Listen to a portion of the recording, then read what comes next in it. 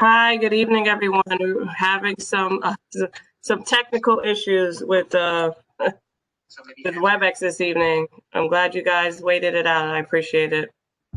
Hi, Alejandra. Famous WebEx strikes again.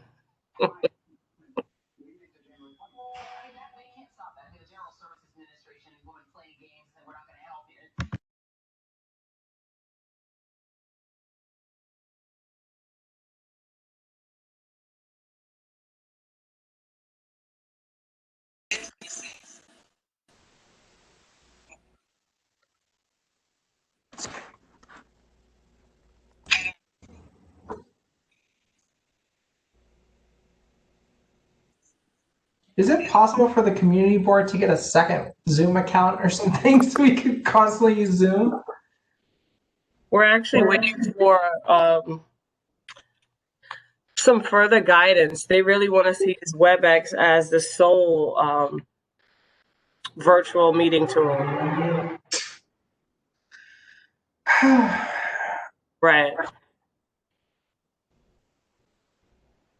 I mean, it may work for city functions where they have full Cisco setups with the TVs and everything, but Right.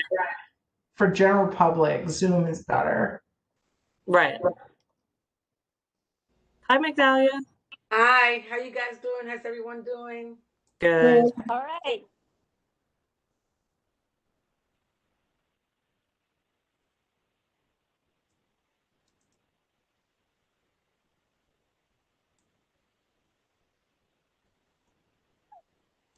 I lost it. Did I? Um,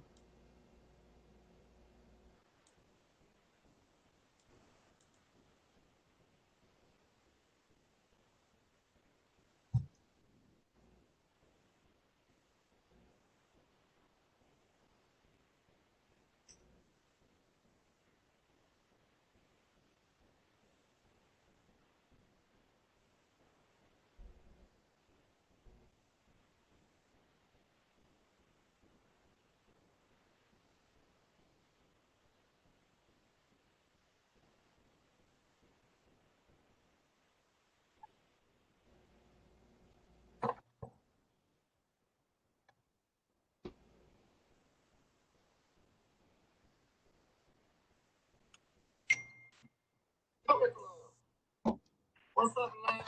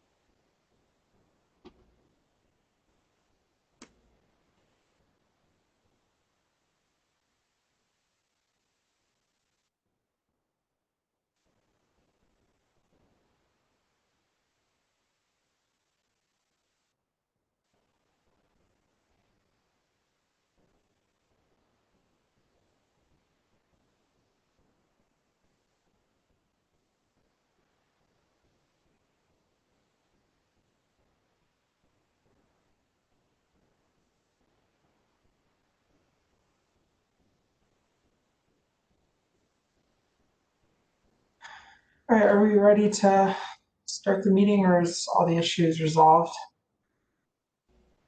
We're pretty good to go. I believe that we're good to go. I believe Warren may be joining us as Okay. he just asked for the access code. But other than that, you're good to go. Okay, great. Hold on, so I can pull up the agenda.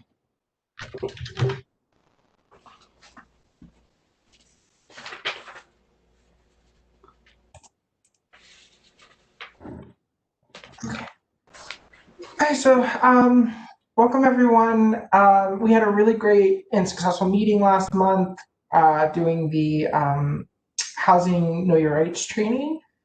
I'm hoping to do similar ones in the future with more particular topics centered around other housing issues, particularly deed theft and also the property tax or any kind of city debt lien sales, which have been a particular issue. And then, potentially just repeating that kind of tenants know your rights training again in the future, given that housing regulations are so fluid right now and things are changing by the day. And even like I'm an attorney and most of my friends are attorneys that work in legal services, and I check in with them to figure out what's going on and the latest rules, and they're constantly always having to figure out what's going on. So when even the attorneys are having a hard time trying to figure out what's actually happening, what hope do tenants have? So I want to make sure that we're able to get that information out. Mia, were we able to post the video of that training at all to the website? I will double check, but I believe it should have appeared on our social media. Okay, great. I'll check with Khalid to make sure that it's posted if it is not. But I believe it is.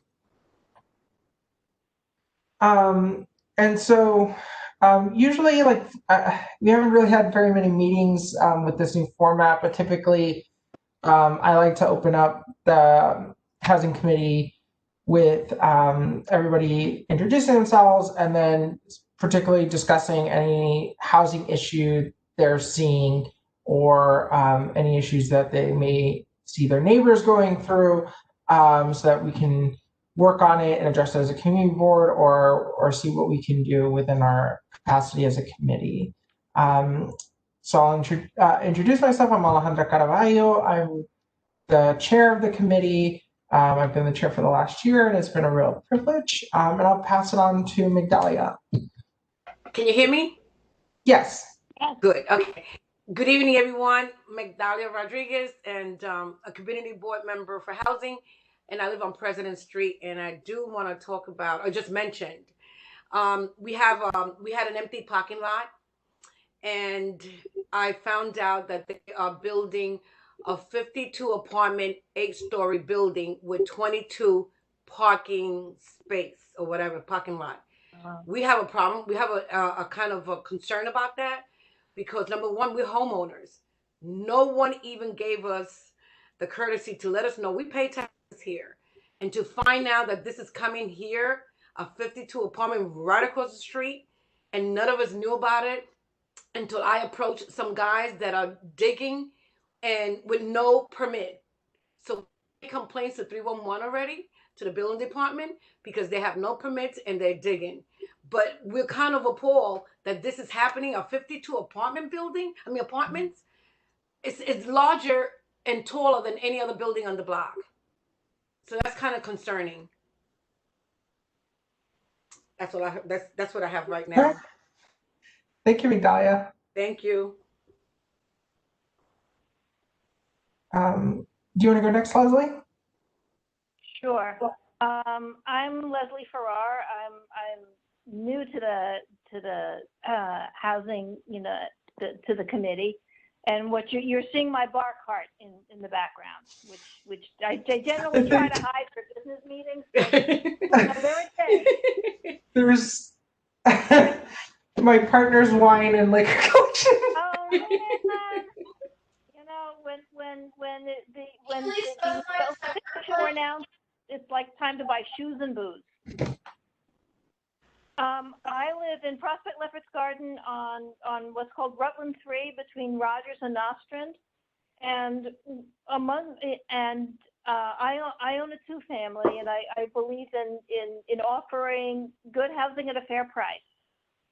And my husband and I have really loved our tenants. I mean, usually they move out because they want to have kids or they want to buy a place of their own. What we're seeing on the block and in the neighborhood is a lot of really nice family housing stock. Large houses that could house generational families that are being that are being torn down and replaced with apartment buildings. Mm-hmm. You know, sometimes not quite as big as you're saying, Migdalia, but you know, outsized for the neighborhood. And I do believe you need a certain population density so that the delis can stay open and things like that. It's just a question of balance. And the latest one torn down was the owner before he found himself unemployed and unable to pay his mortgage had basically redone the house with cedar shingles. I mean, it was a thing of beauty. In fact, it was one of the most beautiful houses on the block. And they just tore it down, and they're putting up a 5-story, which I think is all that's permitted, you know, here. But it's simply a question. It's such a shame, you know. I suspect some of our neighborhoods are being like zoned as by New York State as like economically challenged when they're not necessarily. So that, you know, so that developers can pretty much feel they pretty much can do what they want. And that's a concern. Mm-hmm.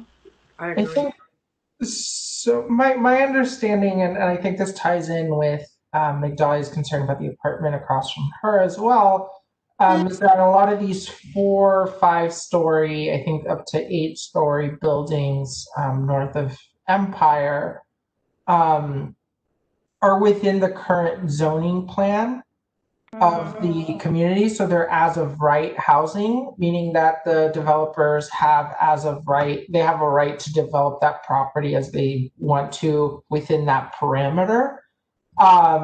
And so I think that's why I know in particularly south of Empire, there's been a lot of these like 4 or 5-story apartment buildings that typically have maybe 2 apartments per floor. So there's like eight apartments or so. And then usually 2 or 3 of the apartments would be for housing lottery or low income tenants.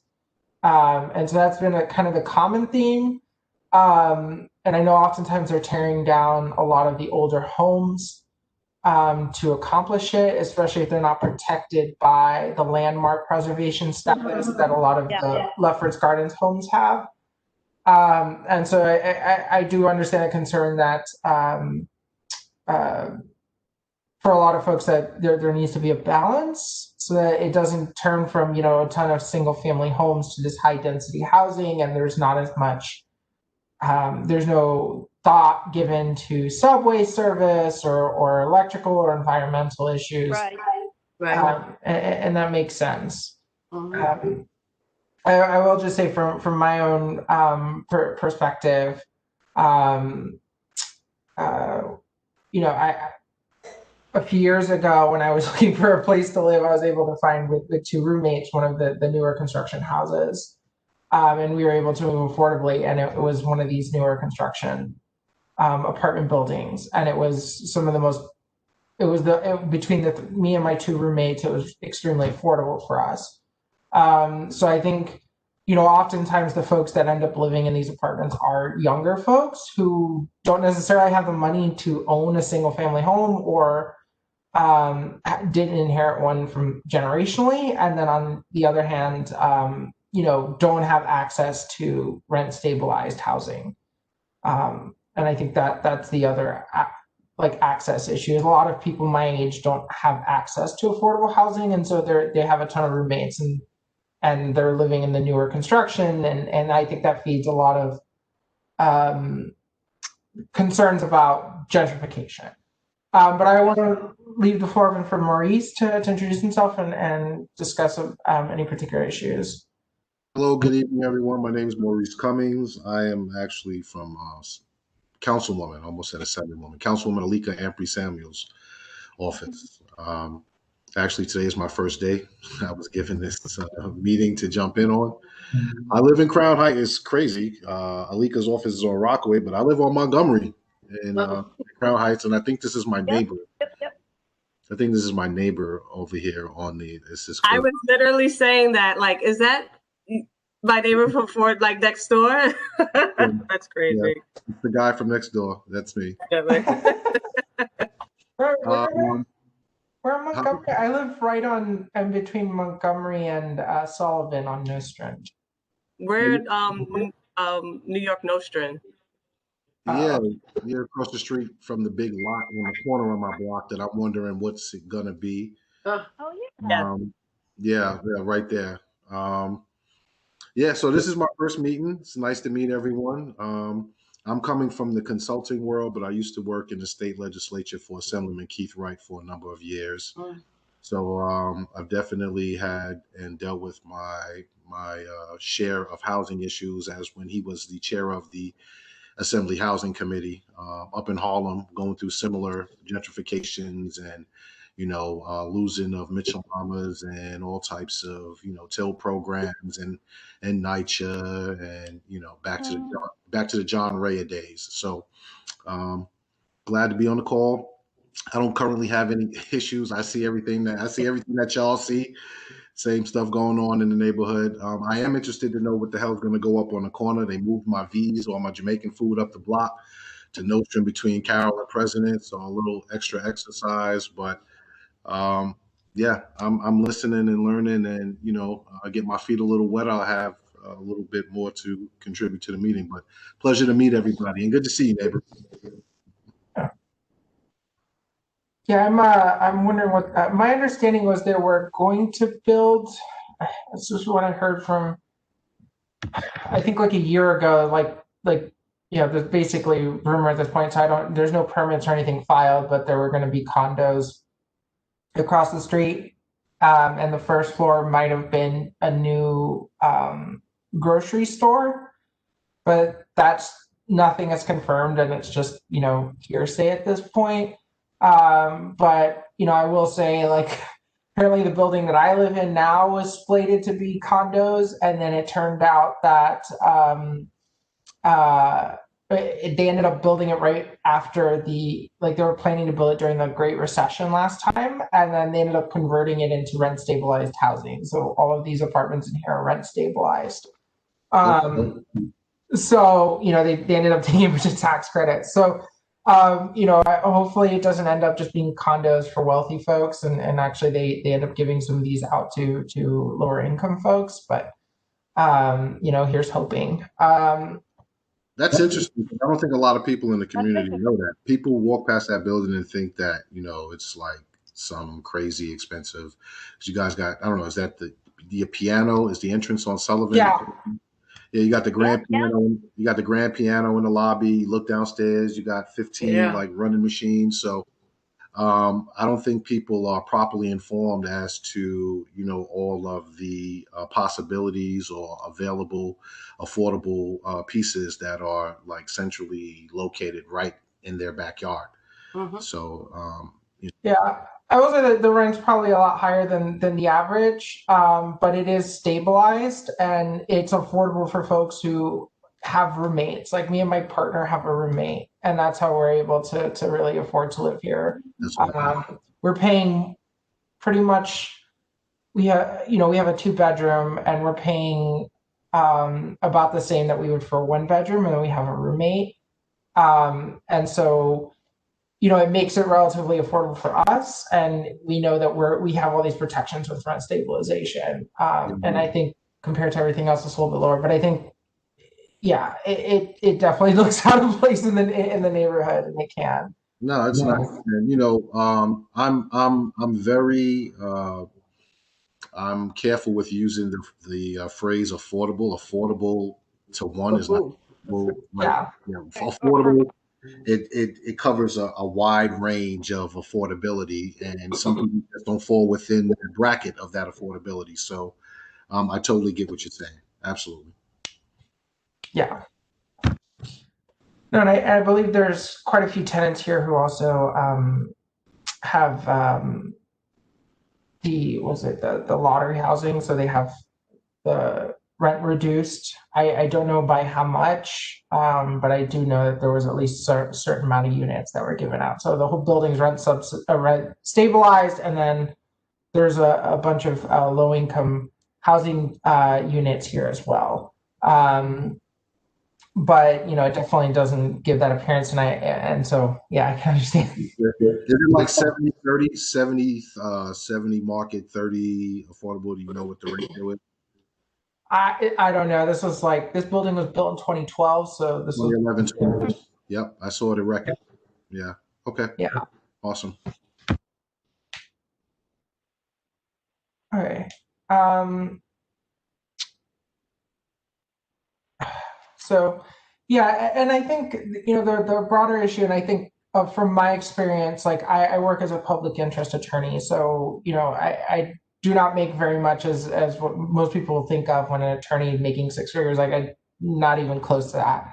And I think my experience and with me and my partner, and I think a lot of younger folks is that oftentimes, we are priced out of most rent stabilized housing to just find even a one bedroom that's affordable.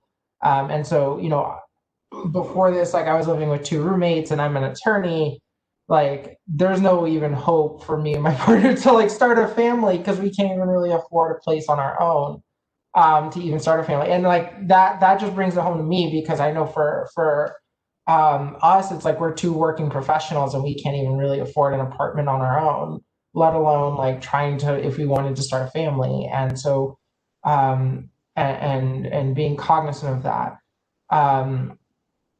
So, moving towards the other agenda items. Is there any particular housing groups that anyone wants to include in future housing meetings? In the last session that we had, we included two attorneys, one from Legal Aid, one from NILAG, and then we also included organizers from Crown Heights Tenants Union and Housing Justice for All. Are there any other organizations anyone can think of that would be good to invite for future panels or future Know Your Rights trainings outside of them? I just don't want to rely on the same folks over and over again.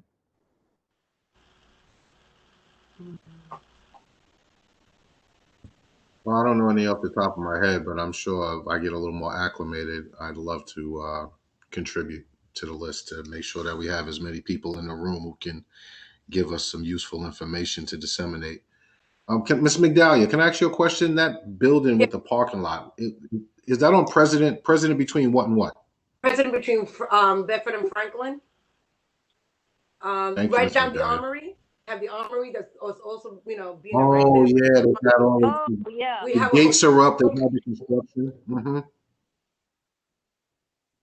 on the Parkway, a hotel, and we have three condominiums that took and made it into condos. So they're targeting us people living full time. They've been targeting us. We have to constantly tell them, to stop calling, stop sending email, stop sending mailings and so forth, because they've been harassing the homeowners. Who's been harassing the homeowners? I've been collecting every mail I get, every call. We've been collecting them, and we're going to put ourselves on the call and the not call list, and the things that we're going to be doing just to protect ourselves. Because there's a lot of seniors in this block. Or what are they doing exactly? Are they trying to pressure you all to sell your homes? Yeah, first they come in and say we can give you all cash.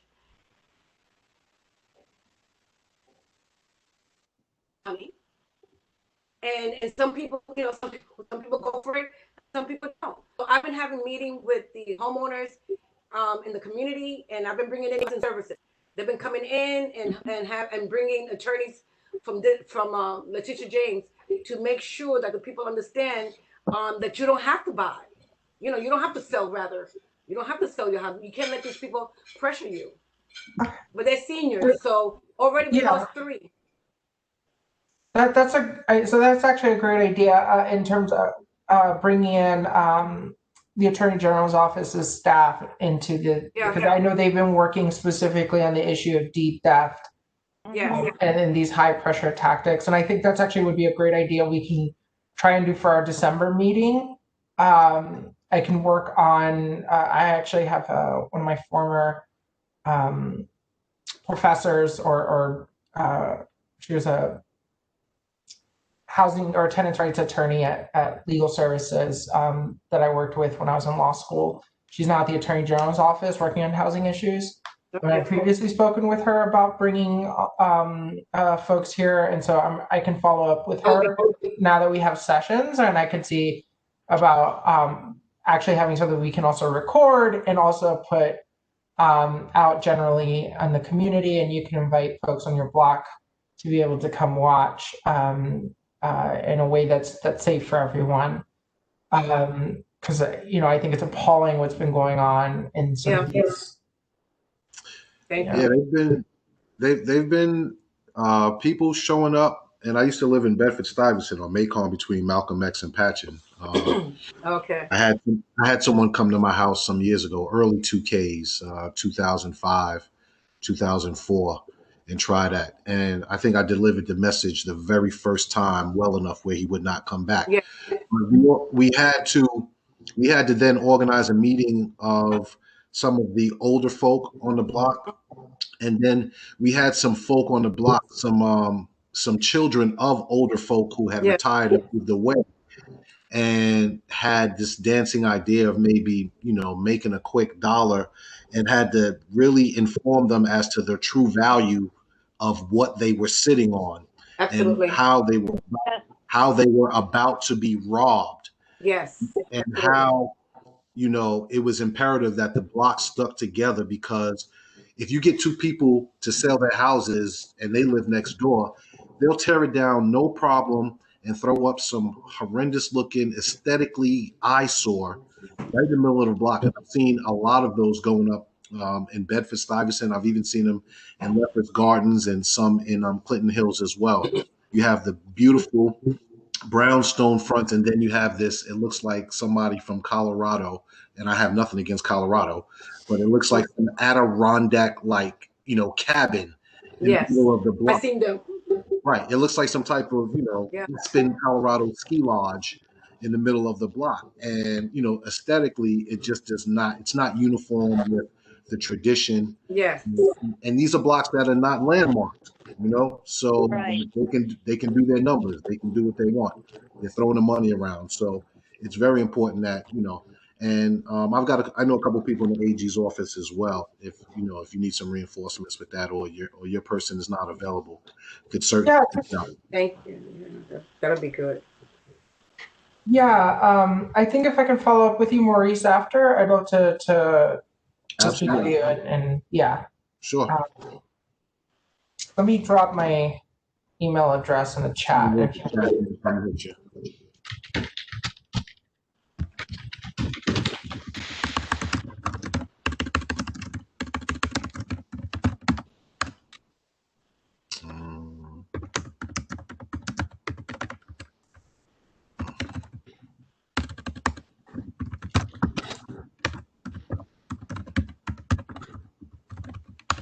That's for everyone. Okay, great.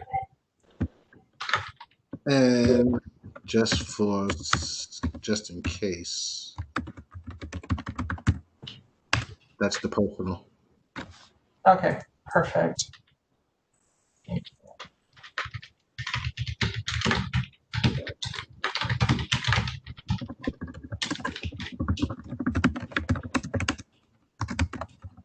Okay.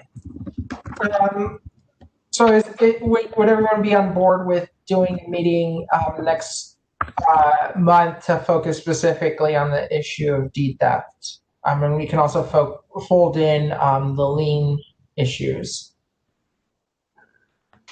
Because I can work on getting the folks from the Attorney General's office and then others who work on this particular issue. I believe there's some attorneys that specifically work on this at New York Legal Assistance Group, as well as Brooklyn Legal Services. I know that this has been a huge gap. Previously, I used to work at New York Legal Assistance Group, and with income restrictions, it can create a huge problem because somebody who makes $40,000 a year may not qualify for legal services, and they may be in huge trouble with a lien issue or a deed theft issue. And then there's also assets, where somebody may be on a fixed income like Social Security, so they technically qualify, but their assets, they own technically on paper a $2 million home with the lot, and so they're like, it's really hard to get them the legal services that they need because they can't afford tens of thousands of dollars for an attorney because they're on a fixed income, but they have these assets. And so that it was a real, from my understanding, kind of glaring, I don't want to say a loophole, but basically like gap in terms of where there's coverage for attorneys, and funding hasn't historically been there. And so I think that's where, this has been ripe for abuse by these developers, because oftentimes they're preying on seniors that don't fully understand the value of their properties and don't have the sophistication to be able to get attorneys to properly advise them.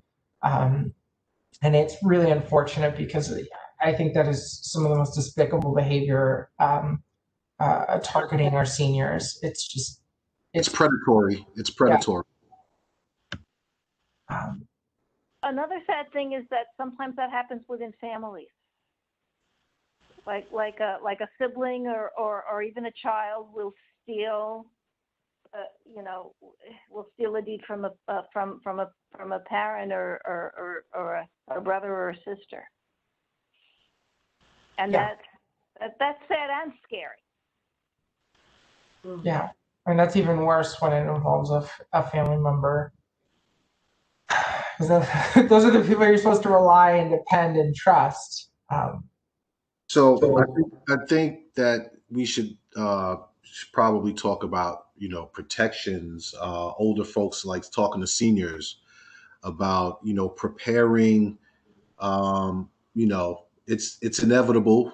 Through the graces of God, we do get older and we lose some of our senses, and not senses. That's not the right way to say it, but some of our cognizances as we get older, and we can talk to them about, just preparing, designating someone that you trust to be able to take care of those things. People need to really start to plan that stuff before it's a little too late.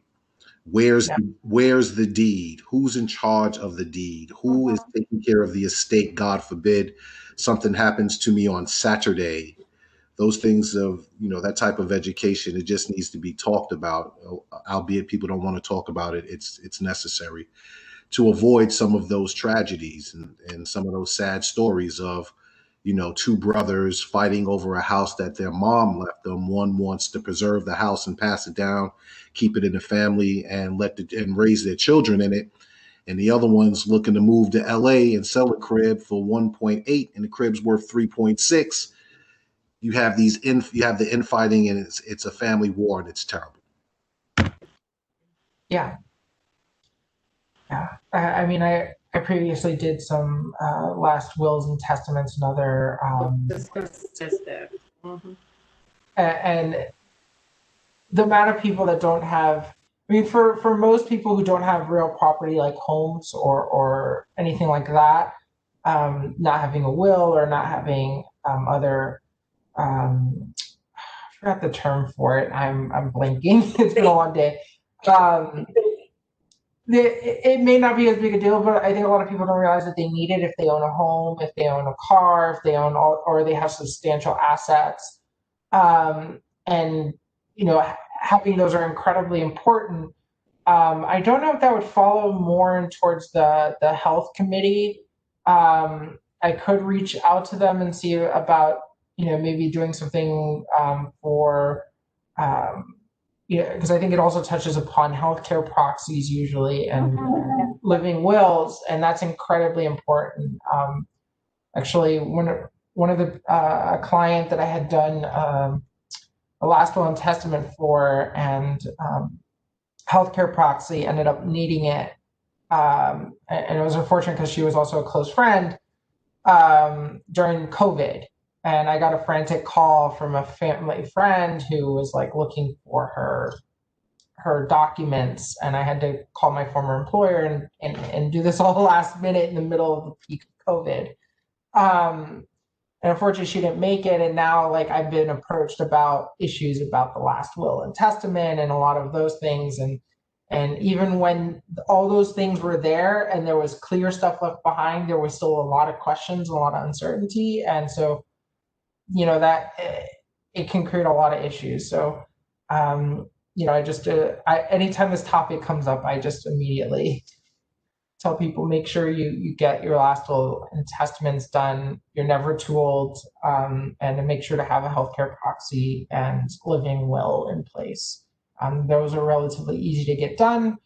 And we used to do clinics where we would just do those for folks. So, you know, that's something I don't know if New York Legal Assistance Group is still doing, but they would usually bring their mobile legal help van and spend the day in the community. And since it's a mobile van that people could come in and do legal intakes, they would just, you know, set up for the day and do either appointments, usually with a city council member's office. But given, you know, it can also be done with an assembly member. And since we have, you know, both Diana Richardson and State Senator Zelma Myri's offices right there on Nostrand and Empire, I don't know what they're doing or if it's all virtual still. So I can check in for that. That may be helpful. So I'll reach out about those things. Is there anything else anyone would suggest in terms of potential topics for maybe the January meeting that we could address?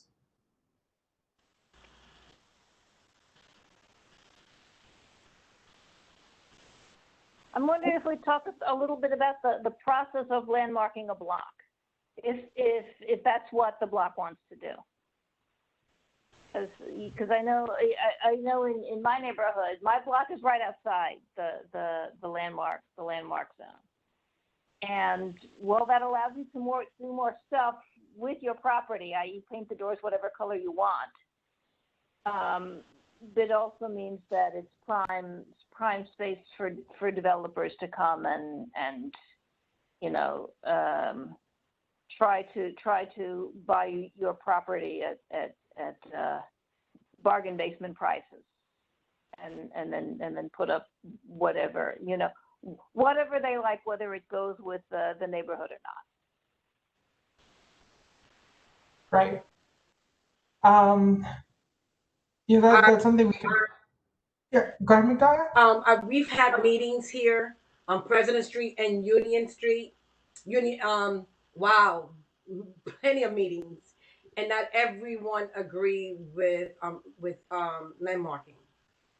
No, the people on Union, no, the people here on President Street. They've been trying to do it for years, and no one agreed. No one wants to be bothered with that.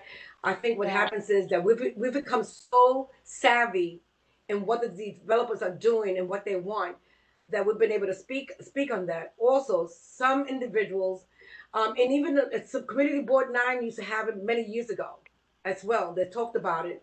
And what happened was that people were afraid that I have to change my windows back to the way it was before, those kinds of things. There's a lot of questions that rose. And so people just kind of like didn't want nothing to do with it, and I'll take care of, you know, my property. And that's how I started doing these meetings, where I brought someone to do estate planning, to do the lien. We just had a big meeting. We had like 30-something people that sat in through a lien meeting, and also through deed theft. So because people were not interested in landmarking. So it's a conversation that can be had, but I know over here, yeah. Maybe there are alternate routes. For example, you can set up a notice. I think it's with the Department of Finance. If something should happen to the deed that's registered to you, you get a notice. Meaning, like you're notified by email, which is so easy to do. Takes 15 minutes or less. And it's just something that can be, Right. like, I think it's called, set up a tiny little hurdle. yeah, I think it's called ECRES or CRES. We did it here in the community. You go online and not even 5 minutes, you can Exactly. put yourself, But not anyone who checks on your deed, you will get an alert. You can either request it by email or by phone. I think it's ACRES, what it stands for. It's ACRES. It's ACRES. I don't know what it stands for. It might be the initials of the guys who developed it. No, it's Our name that way. It's an automated city register information system. Yeah. So I had the people in both Union and President. We have seniors that have youth. They have a lot of young people. You know, they still have children. I said, in the event, we don't know what tomorrow holds. So I've been helping the people do theirs. And then with the lien, the same thing happened. You know, we brought in somebody from the finance department. Yep. And we had a virtual with the homeowners. So that's great because I mean we were fortunate to be able to have it here, but there may be other neighborhoods that don't even know or haven't done this, and it would be good for them to have to be able to do this. Yeah. Yeah. That's a good idea. Yeah, because it doesn't take long, and it's just even if you put a tiny little hurdle, in the case of someone to take your property from you, every little impediment that way is good. Mm-hmm. Okay. Migdalia, I'll reach out to you after the meeting and see who in particular you worked with on those meetings, and we can talk offline, particularly about who to invite the next meeting, and so we can make sure we have a good balanced panel of folks to be able to discuss the issue. Absolutely. Beyond that, I don't think we had anything else on the agenda. The next meeting would be it's December 2nd, correct, Mia? The first Wednesday of the month? Yeah, it will be on for the 2nd. Okay. Oh, I forgot the other big elephant in the room. Tomorrow's the ULURP meeting. Huh? I said, oh yes, I'm live. So 960 Franklin, are you all, I know you're familiar, Migdalia, are you familiar with it? So it's going before for final approval with the city. And did we get a copy of the plans? I haven't checked. No, it's so crazy. I went on DCP's website. They filed another amended application on Friday. So yeah, exactly. So that's going to be interesting to see exactly what that does to the time clock, and if we ever get a copy of all of the amendments, just to see exactly all the phases that this application has gone through. So tomorrow's going to be a long night. Yeah, I think we pretty much, I think there's pretty much universal opposition to this project. I don't think there's anyone on the community board that supports it.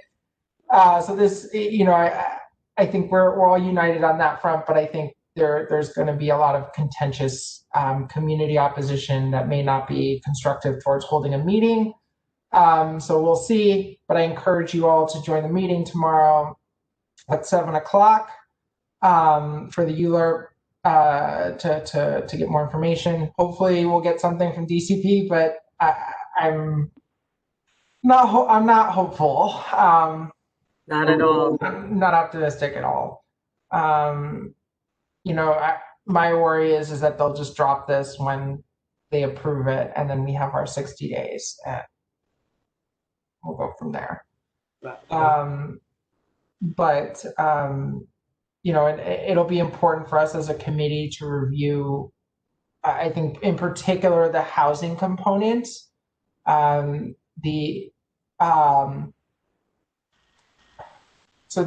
seeing how much affordable housing is actually part of the plan. Yes. And, I think the biggest problem, I've mentioned this a few times before, and it gets a little technical, but, oftentimes they'll say, even if it was 50-50 and it was like 50 affordable, the problem is that their definition, and that's in a best case scenario, their definition under for the area median income is usually way too high. They'll do 80% of AMI, and that area median income, or AMI, includes an average of the incomes from Westchester, New Jersey, Long Island, Manhattan. So area median income for a single person, I believe, is around like 80,000. And for a family of two, you're already at 100,000. A family of four is 120,000. So when you start talking about a family of four and 80% of median income, you're talking about a income of $100,000 a year, which the area median income here in this district is 44,000. And so you're already not making housing for the community. And so the devil's in the details. We'll have to see what AMI levels they choose, because honestly, having 30% housing, that's 25% AMI, is actually something that's affordable for the community, and these set asides that they typically do. But because I think the other alternative is they have the property and they can build as of right up to 8 floors, and they would just make all condos with no affordable housing. And I believe that's their bluff to the community, is that you either get some affordable housing or we'll build as of right. We'll see what the proposal is, and then we can review it as a committee once we get it. This is just, I'm surprised that they're moving forward right now, given the state of real estate in New York City. Okay. But maybe they're planning on a rebound. I don't know, but I mean, real estate prices have cratered in this city, so I'm surprised that they're going forward. But well, they're claiming that these buyers, not necessarily that live here in New York, but these are buyers that are really purchasing these buildings. These 3 co-ops that are going up in my condominium on my side of the street, they belong to investors. That's what I meant to say, investors. Yeah. So, and then they rent it to whomever. Well, that's the particular thing, is that a lot of these developments, they're not even like, we think of the real estate and developers that are like, they've been in New York City or whatever. Like, not really. These are now like private equity. We're talking like Blackstone. Yes. Like these really big private equity firms worth tens of billions of dollars, and they're coming in and they don't really care about any particular property. Yeah. Because it's part of this broad portfolio, and they don't care about communities. They don't care about anything. It's just about developing their portfolios. And, that's a completely different beast than dealing with the developers of the past, where, it was like a local company and they still use ruthless tactics, but now you have this like faceless private equity firm that has, white shoe law firms behind them pushing these. Yeah. That's a shame.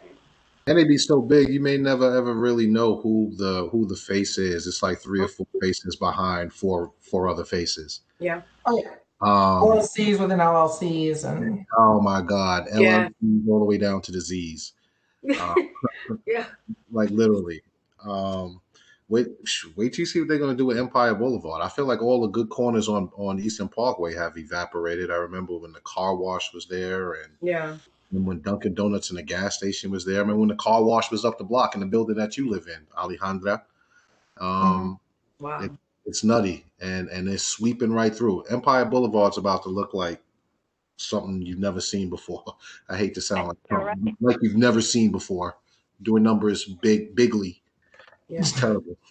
I think that the difference with It used to have a roller rink. And it used to have a roller rink. You used to be able to roller skate. Yeah. Empire grew up on that. Oh yeah, those were the days. the difference with Storage. Empire is it's I believe zoned commercial, so they can't even build residential properties on a lot of these lots unless they rezone.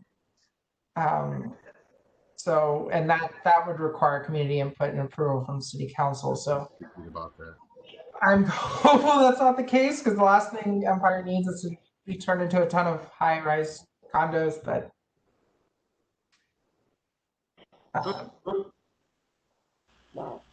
okay, so that meeting is tomorrow at 7. So please, I recommend you all go. I will be there as members of the housing committee. Ultimately, like, the community board's recommendation is only a recommendation to the city council member, but and as we know, council member Lori Cumbo has not been too amenable to what the community wants. That's right. So, we'll have to be organized. Alejandro, where's that building at? The one that we're speaking about right now? What location is that? 960 Franklin. 960 Franklin. Thank It's you. where the Spice Factory used to be on Franklin Avenue. Say no more. Yeah. But they want to build, I believe it's like 42. The last time we understood, it was like a 42-story building is what they want to Yeah. build.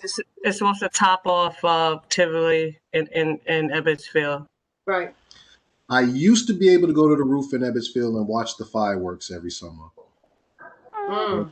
They're killing me with it right now. You can barely see the library and the museum anymore from your terrace in Yeah. Ebbetsfield. Once if this thing goes as planned, you won't be able to see anything. The one that's already on, what's that? Sullivan, the corner of Sullivan and Washington is already blocking the view. Right. Right. You won't be able to see the Botanic Gardens. I mean, No. Well, I can already see from my roof the Bedford Armory, like the elevator shafts, because that's what they're building first, and then they build the rest of the building around it. I can already see those popping up, and it's gonna. I don't even think we're gonna be able to see the view of the FiDi skyline, because from our roof and all the roofs in the area, you can see the skyline from Right. FiDi. And you said 40 stories, potentially? Yeah, and there was a concern that it will, because it is so close to the botanical gardens, it's gonna block the sunlight. With the sun. Mm.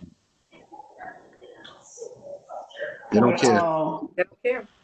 And so There's Lori does. also, if I may say something, there's also a building I just saw the other day, 15 Flatbush. Anybody seen what's been, I don't know if the board has been contacted. It's going to be a huge development that's going to go over the park in that corner of Flatbush and Empire. Oh, Right I know over what the you're talking Chinese about. train station. that- Yeah, it just came out the other day. Yeah, where that healthcare / parking. Exactly. Yes, on the corner. Correct. They just gave a rendering for it a couple of days ago, so I don't know anybody have seen it from Yembi.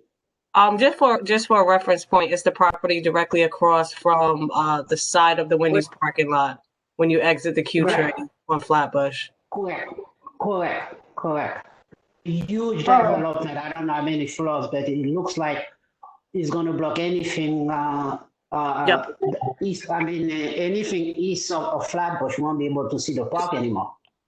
Isn't that MTA property, or is it just the one that's the medical plaza? Is the one that they're. The plan is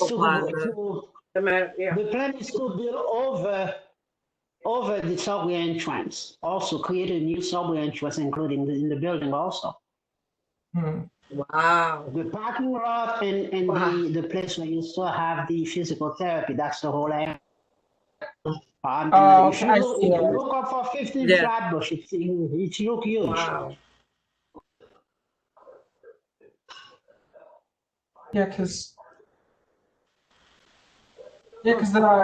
all of that, half of that corner is owned by the MTA and the Transit Authority. But if they take that entire corner and build a new, and that's the other problem, is that when you have a subway entrance owned by a private company, like, they can close it when they want in the evenings. And like that's been a problem. Like there's sometimes when I've gone to Midtown, like stops that I would get off and then there would be the convenient part that you'd get off the subway. It's closed off because the private owners have closed off subway entrances. You know, the private developers have no business owning subway entrances. So is that permits were filed, or was that just you know what people are hearing about that development?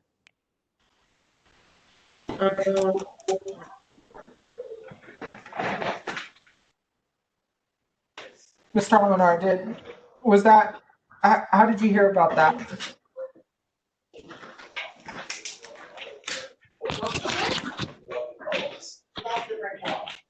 Mr. Alvarado. Yes, my connection is pretty bad, so I'm trying to get better connection. But I keep losing my audio.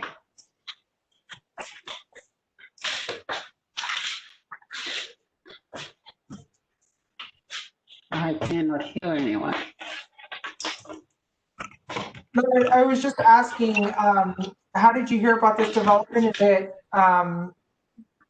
I found it on NIMBY. oh, NIMBY? Yeah, not in my backyard site. Okay, not YIMBY. But it's 15 Flatbush. Maybe if we search for 15 Flatbush on the internet, it probably might come up.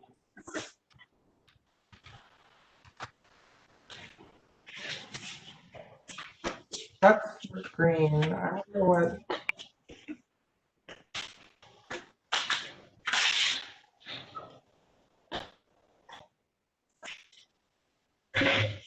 $500. Sorry, I'm just trying to figure out what it might be with the 5. Is it 500 Flatbush? No, it's 15 Flatbush. 15, because that's Fort Greene.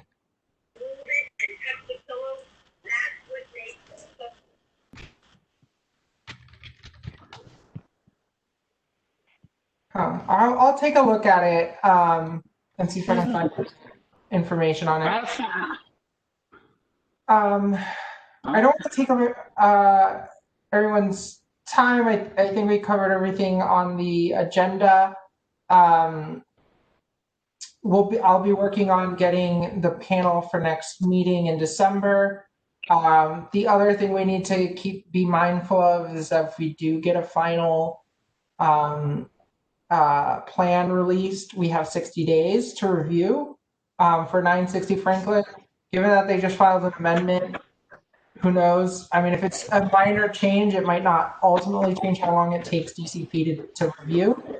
But if it's a substantial change, it could be another, few months.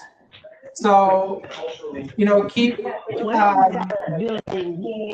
I'm sorry, About that building built on Empire. What's the address again? Mia, That's what you were talking about. That's amazing. I love that. I love that you can sit there. Anything you can find. Mia, can you hear? I'm sorry. Yes, That's Alfonso. Thank you. Yes. So we may need to shift the meetings around to be able to review the application if it comes before the community board, since we only have 60 days.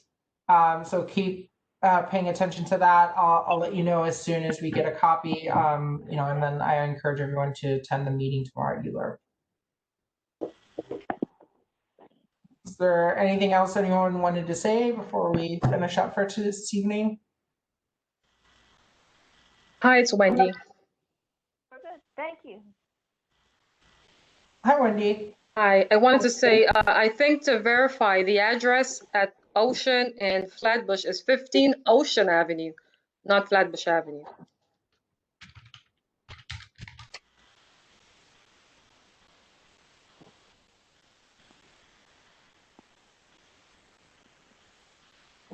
Oh, yeah. Wow. It looks like The best way to, can I share my screen? Hold on 1 second.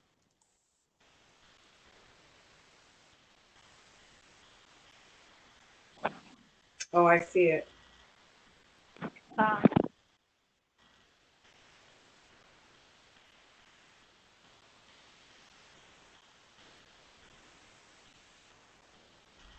Alejandra, unmute yourself. Columbus Circle. Oh, wow. It looks like something that goes to Columbus Circle rather than. Yeah. I was gonna say it looks like they're building Atlantic Terminal again right there on the corner. Yeah. Look at Empire Ocean. Wow, Video. that's so Wow. out of place.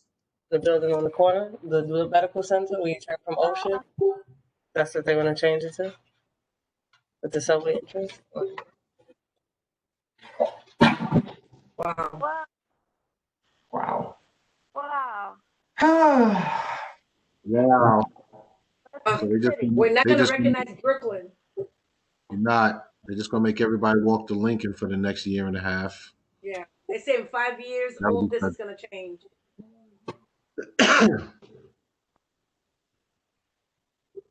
Wow. That's huge. That is so out of place with the neighborhood. Thank you for showing that. Yeah, of course. All right. Aesthetics. Yeah. Okay. Well, with that, does anybody want to make a motion to close the meeting? Motion to close. Is there a second? Second. Oh, Third. All in favor? Aye. Aye. Any Aye. opposed? Sorry. Happy Thanksgiving, everybody. Happy Thanksgiving. oh. Thank you all for your time. You- All right. Have a great evening, everyone. Good night. Take care. Be well, everyone. Bye. Good night. Good night. Good night. Good night. Good night. Good night. Welcome, Maurice. Thank you.